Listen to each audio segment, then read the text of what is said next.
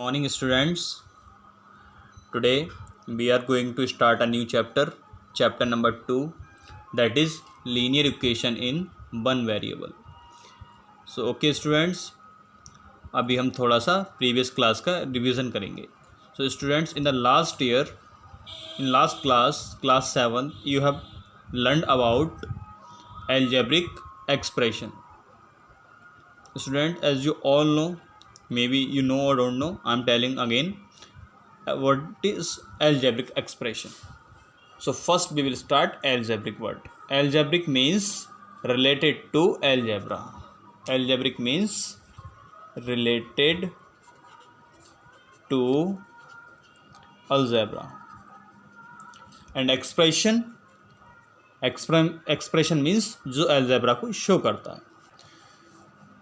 Okay, algebra क्या होता है? Algebra is a combination of constant and variable, like 2x. What is 2x? 2x is an algebraic expression. What is 3x? 3x is also an algebraic expression. तो जिसमें हम एक variable या एक से ज़्यादा वेरिएबल को कांस्टेंट के साथ मिला देते हैं, मिक्स कर देते हैं, डिवाइड में, मल्टीप्लाई में, प्लस में और माइनस में, तो वो जो कॉम्बिनेशन हो जाता है तो वो कॉम्बिनेशन ही एल्जेब्रिक एक्सप्रेशन कहलाता है.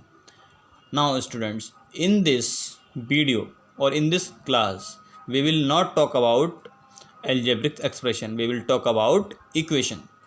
इक्वेशन क्या होता है स्टूडेंट्स? जब हम किसी भी एल्जेब्रिक एक्सप्रेशन को जीरो के इक्वल रख देते हैं. एल्जेब्रिक एक्सप्रेशन को क्या करेंगे? जीरो के इक्वल रख देंगे. लाइक 2x को अगर हम जीरो के इक्वल रख दें तो 2x is equals to zero, ये क्या बन गई? इक्वेशन. और एग्जांपल ले लेंगे और हम 3xy plus 5, this is also an algebraic expression. अगर हम इस एल्जेब्रिक एक्सप्रेशन को जीरो के इक्वल रख दें तो ये क्या बन जाएगा? इक्वेशन बन जाएगा. तो ये दोनों जो किसके एग्जाम्पल हो गए? ये हो गए इक्वेशन के एग्जाम्पल.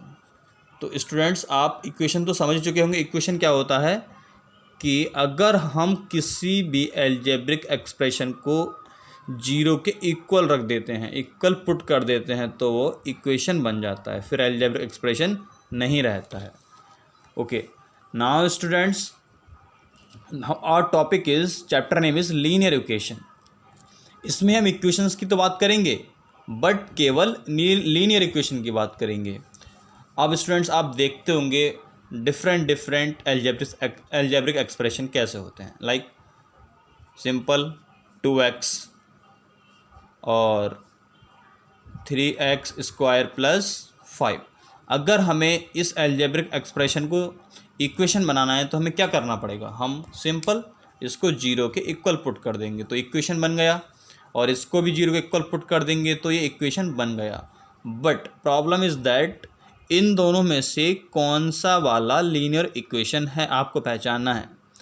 तो लीनियर इक्वेशन वो इक्वेशन होती है जिसमें वेरिएबल की पावर 1 होती है.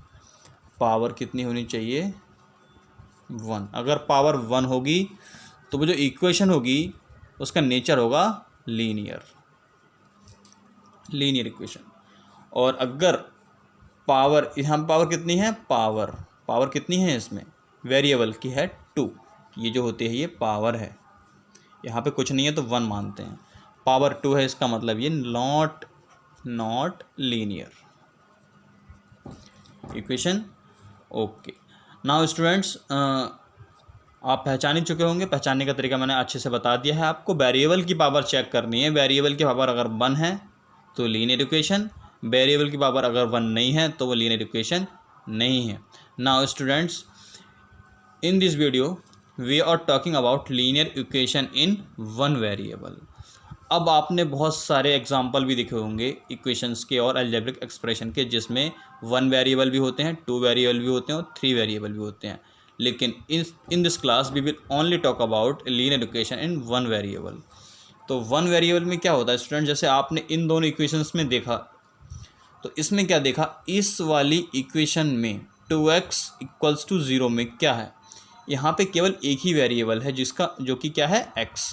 लेकिन इससे नीचे वाली इक्वेशन में 3x plus Y plus 5, 3x Y plus 5 equals to 0 में दो वेरिएबल हैं, पहला x दूसरा y।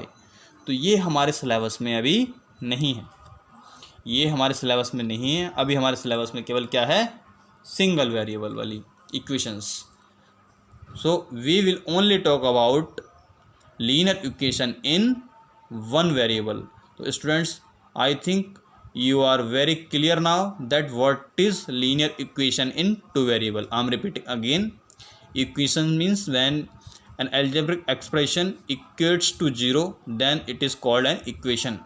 और जब उस इक्वेशन में वेरिएबल की पावर 1 होती है तो वो हो जाती है लीनियर इक्वेशन।